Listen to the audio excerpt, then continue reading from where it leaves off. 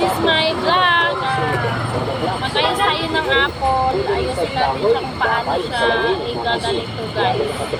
Kasi para mag-display, para pag ganyan, diretso na siya ganyan guys. So display na siya. O diba? Sana all. Yan. Kaya ayusin natin guys. Nakaganito yan guys sa isang kahon. Tapos itutupi lang siya ng half. Tapos gaganyan na. Diba? Ganyan lang yan guys. Nakaganito siya. Tapos itupi mo siya. Then ayusin siya. Then ganyan lang. Diba? Ganun lang palagi gagawin guys sa apple. Kasi kumbaga sa tao, dinamitan siya din, ayusan siya ng gamit para makita ang kagandahan niya. Diba? Tutupiin lang, then gaganyan.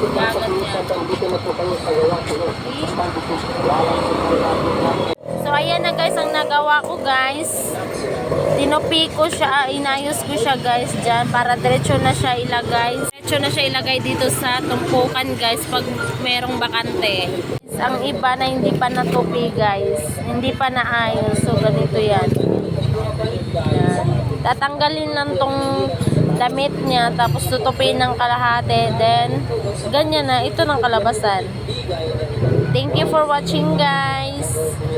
Thank you for watching my vlog guys, and God bless you all. Bye.